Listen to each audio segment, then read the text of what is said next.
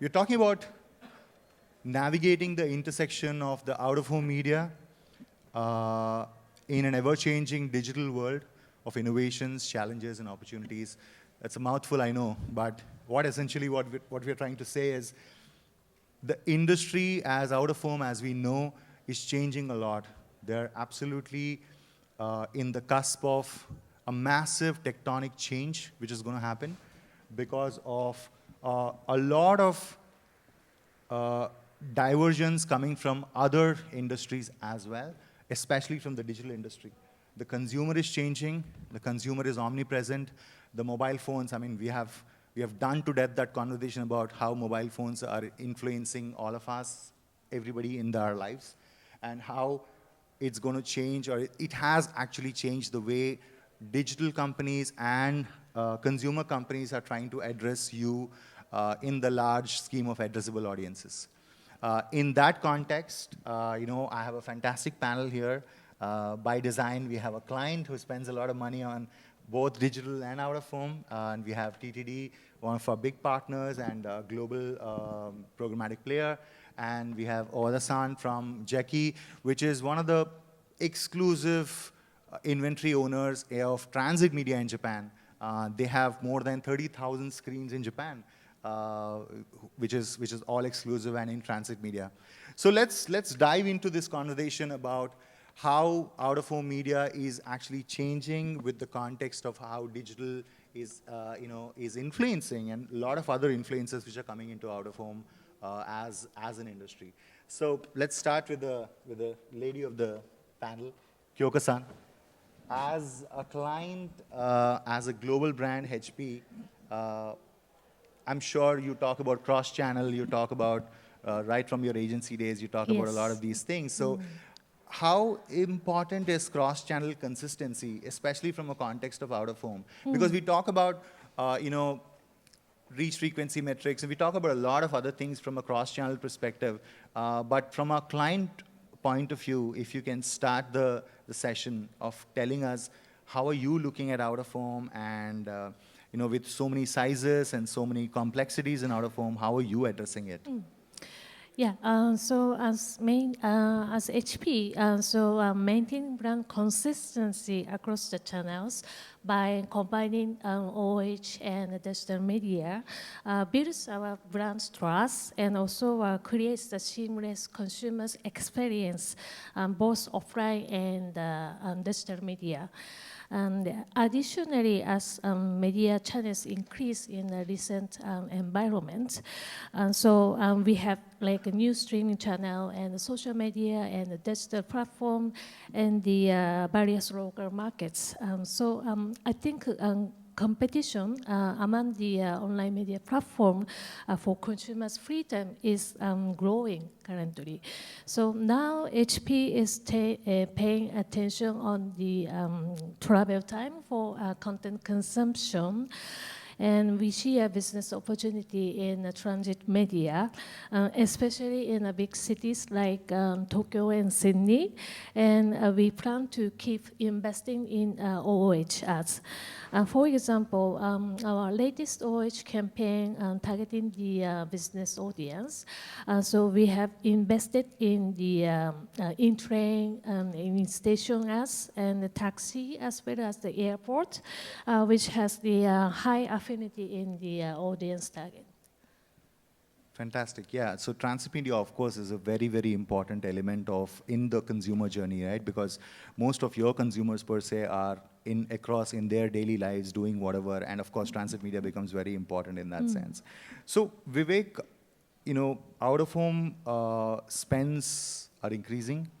Platforms like you are also going to see a lot of shift in terms of budgets. For example, we talked about how video is a common thread across getting used in both, say, if you're spending a YouTube campaign or if you're spending a Facebook campaign, can the same asset on video can be used from a reach frequency metric?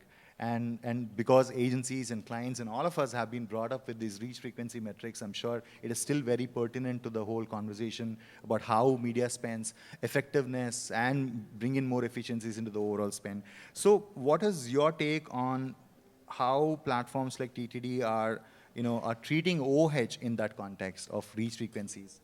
Yeah, no, great question. And Kyoko-san, I agree. Like, building trust with some of the brands is natural through OOH and specifically DOOH and PDOH. But I'll zoom out a bit before answering your question, right? In the morning, we heard from Rachel, right, growth rates across digital spend and programmatic spend on a high level.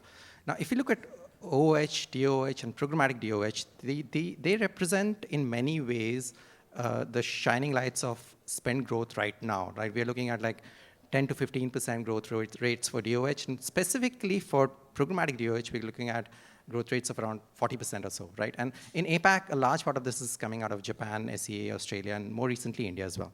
And now I think this is where, if we start to look at programmatic DOH or DOH, right, here, this medium is very interesting in many ways. Where we are with DOH is early stages of the CTV cycle, where there was a whole bunch of skepticism. We were looking at reach and frequency as well. Yeah. And from there on, it's found widespread adoption, and it's a force to reckon with, right? And I would almost also say CTV is the original one-to-many medium. It's a household where many people view the medium, and there's co-viewing and metrics like that, right? So DOH is, in a sense, is really the one-to-very-many medium in that sense, right? And so there is complexity, and once you unravel that complexity, you're able to go out and think about reach and frequency and more, right? And so again, that's the context here, and within that now, I feel where we are is a very interesting point where with programmatic platforms like the Trade Desk, what we are able to do is bring together understanding of reach and frequency and measurement onto one platform and really holistically look at a campaign, right? And give an example here. Reach, but not just reach, but quality of reach, right? So what we did with, and this was Pepsi, and this is a public case study with, in Malaysia, we ran a campaign, which was a DOH campaign, along with other mediums here as well. This was run in central KL, right? Times Square Bajaya, in case you guys have been there and seen those screens. Now, this campaign was super interesting because we reached about 20% of the overall addressable population in Malaysia and KL just from DOH, right? But not just that, we actually managed to go out and do a brand lift on that. Yeah. So there was this quality of reach, and we saw that like brand consideration increased by 6% or so. So this is a good, interesting example of like scale because of increasing proliferation, but also quality. What does that do for your brand, right? So yeah. Very, very optimistic about Fantastic. This medium. I think the quality of the reach conversation is very important because unless until there is a BLS to support it, unless until there is a lot of, which are possible right now in even OOH. I mean, on Moving Walls, most of the big campaigns we do actually are followed up with a BLS campaign, which is actually proving your point in terms of how we can create quality reach and not just about numbers which used to be there in that sense. Going back to, I think, the transit media example of what Kyoko-san has given. So Owada-san, from your perspective, I mean, you are one of the biggest transit media companies in Japan. I'm sure very soon more countries to follow. So in the context of out-of-home media strategy, what are some of the challenges or opportunities in that area from your perspective, being one of the most exclusive and largest partner, or largest owner of media in Japan, and a country like Japan? Yes. Let me introduce about jeki. First of all, jeki is a subsidiary of Japan Railway East Company and the biggest advertising agency in Japan. jeki also have all Japan East media as media representative. So let's answer the question. Transit media is defined as a type of advertisement and includes train, station, bus, and taxis, and public transportation. Transit media is very, very important in Japanese market. The reason is obvious. Many people use it. According to the data, the 17 of the top 20 stations in the world in terms of ridership of Japanese stations. Yeah.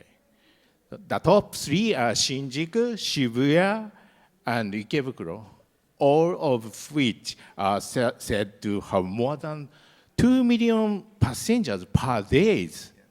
If you stay at either 3 stations for 3 days, you can reach the more than population of Singapore. It's amazing, right? So transit media is, especially rail media and station media is a highly credible medium and can be uniquely positioned as highly effective medium. So next topic is challenging thing, right? Yeah. Okay, challenging field is have a global standard platform. We have already launched a premium digital out-of-home media platform by jeki called Mastram. This is Mastram.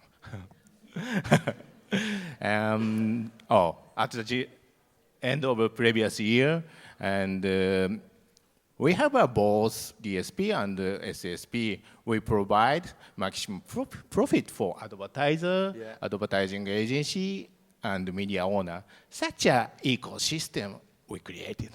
Thank you. Thank you so much. Yeah, absolutely. It is amazing to see such kind of scale.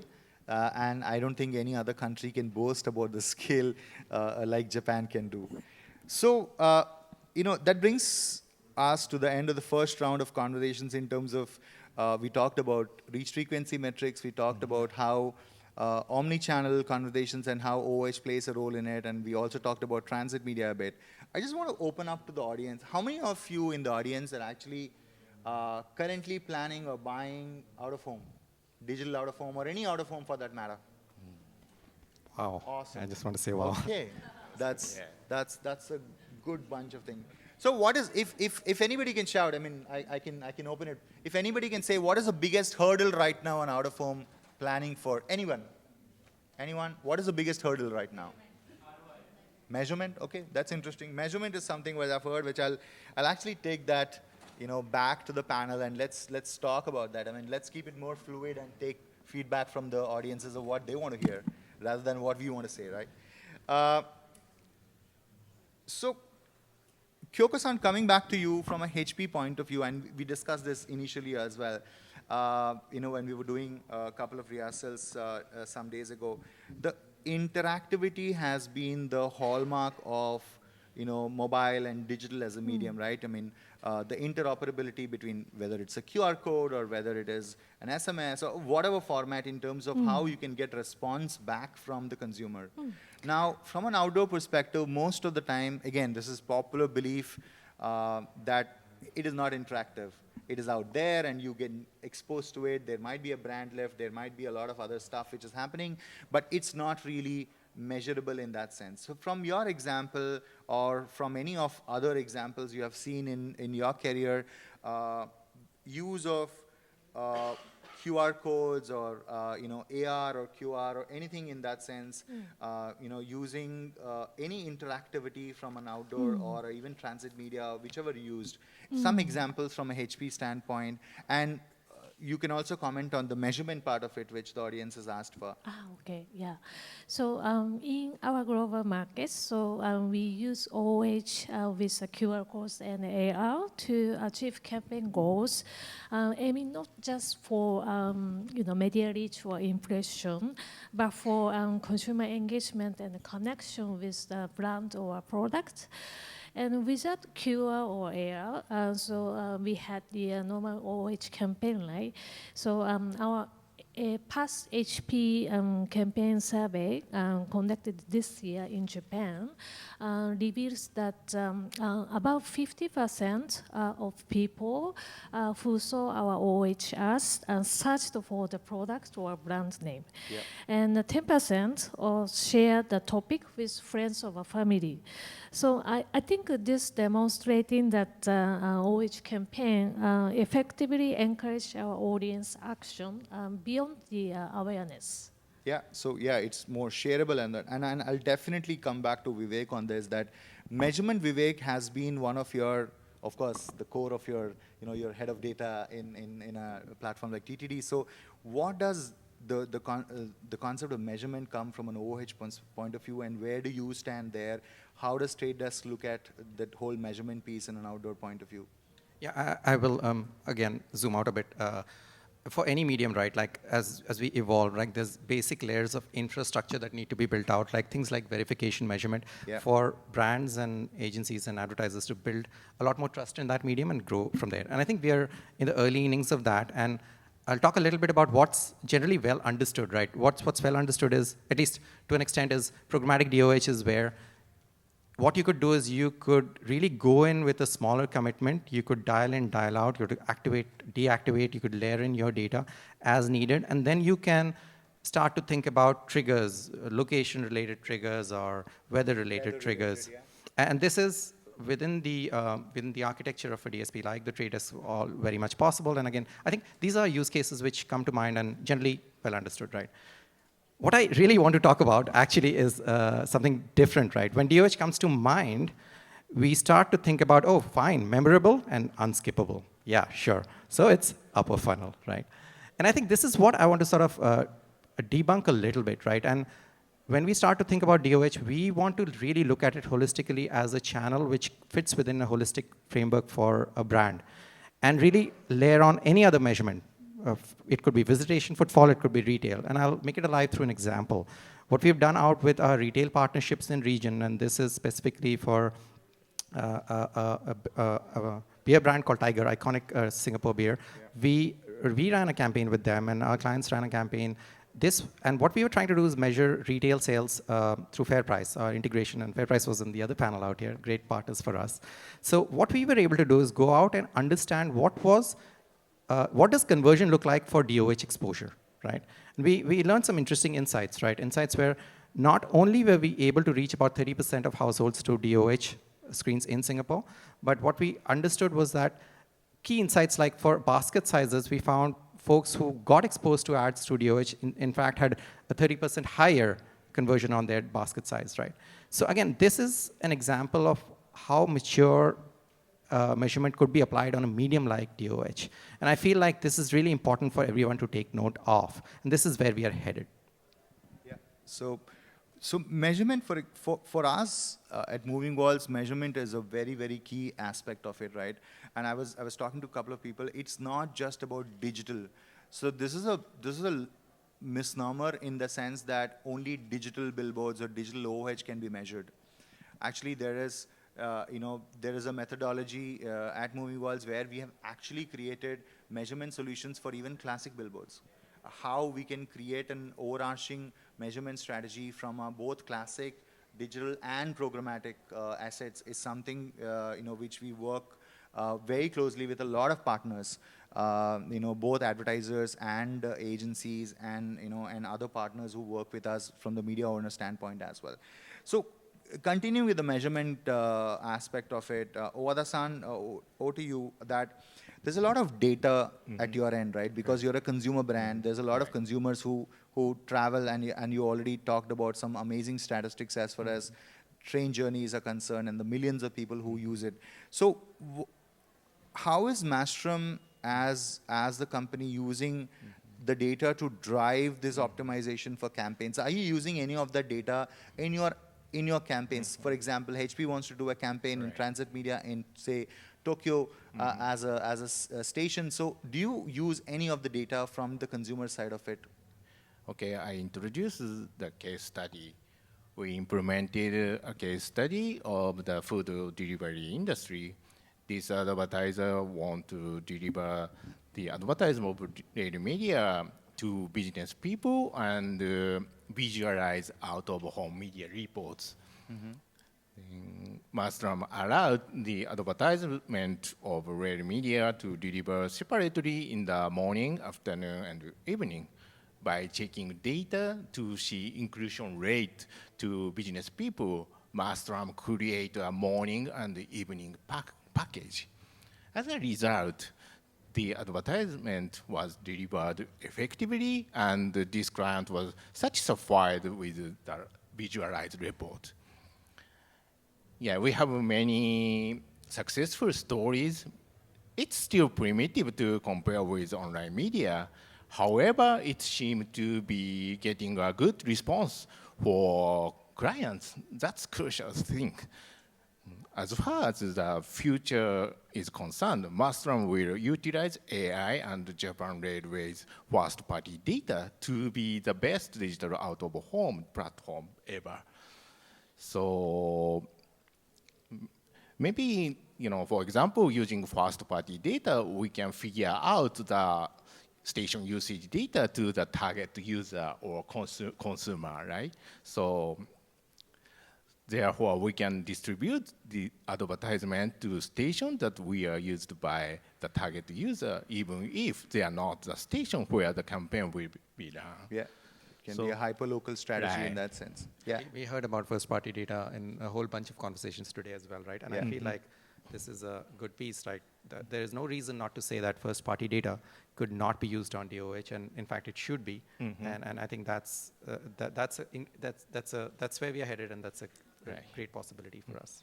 So before we open it to the audience for any question and answer session for any of the panels, I have one last round of conversation to pick up. We talk about dynamic triggers, and Vivek just mentioned it quickly on the weather targeting, on any other dynamic triggers which are available right now in out-of-home, wherein we can, in programmatic environment, we can have a trigger. Okay, temperature is above 30 degrees, show something else. Temperature is below 20 degrees, show something else, and so on and so forth. In fact, we have done an experiment wherein we have used flight APIs.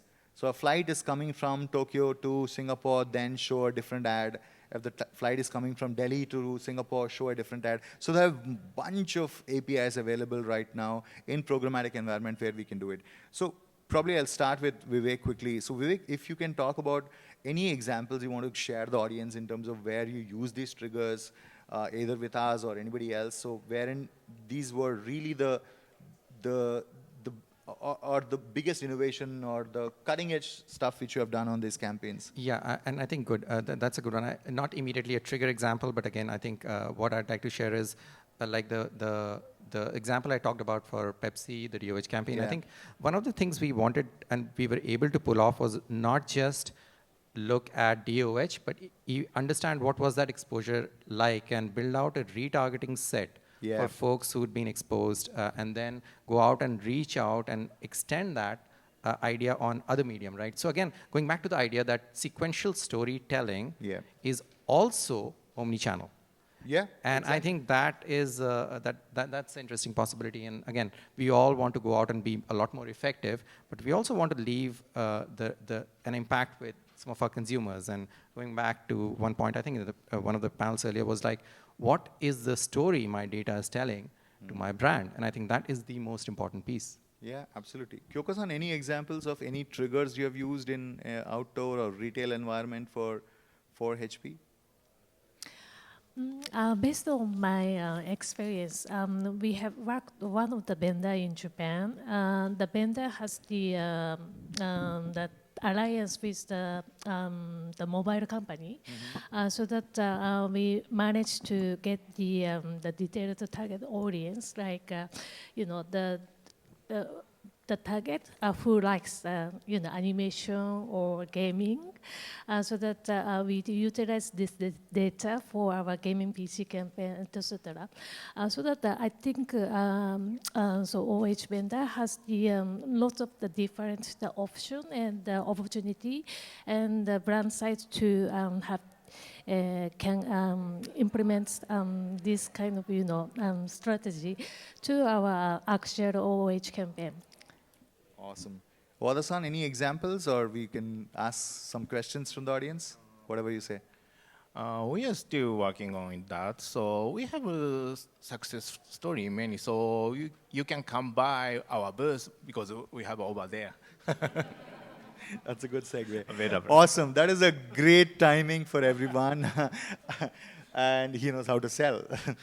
So yeah, opening up, anyone has any questions pertaining to this topic from OOH, digital, dynamic content, programmatic, please raise and please state your name and the company, and you can address the question to any of us, or if you don't want to, we'll answer it the way we want to.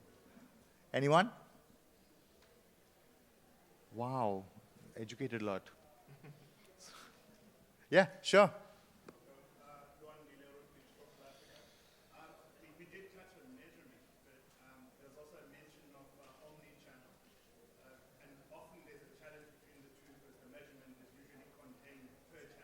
Yeah.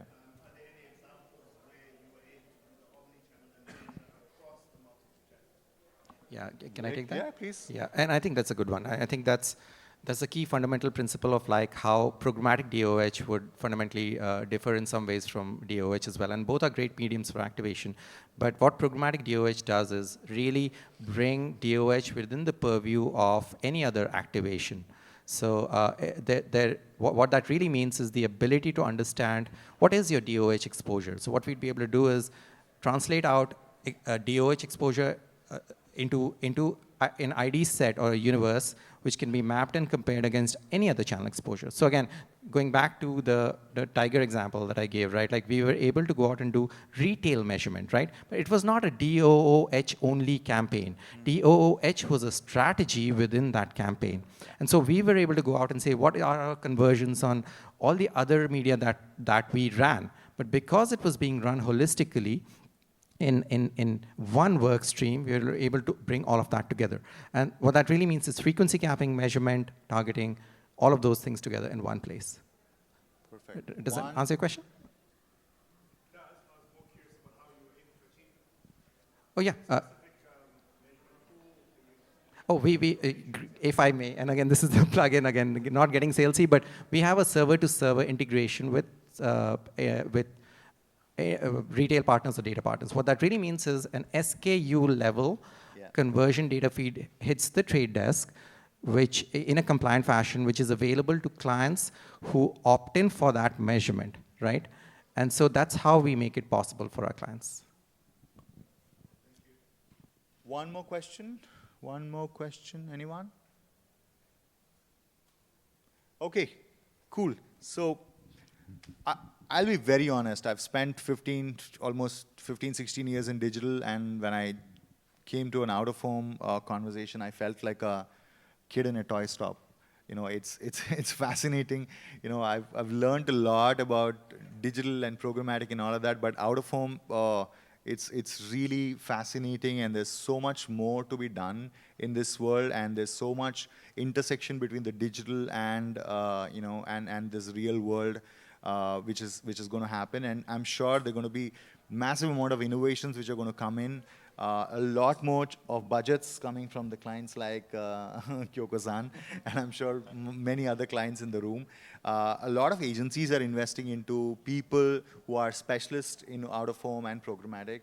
A lot of platforms like the TTD are coming up and are trying to get their hands into digital out-of-home and out-of-home in general. So all in all, I think we are in a great place. This is just the takeoff point for out-of-home as an industry. And we're going to see next year, probably whenever we're back in ATS or any other panel, we're going to see a lot more innovations and a lot more case studies and a lot more clients investing in this medium. And I'm sure we're all going to work with many more clients and, of course, with each other on the panel. So thank you so much, Kyoko-san and gentlemen together. And thank you, audience. You've been wonderful. And Thank you. Thank you, Exchange Wire, again, for making it happen. Thank you. Thank you so much.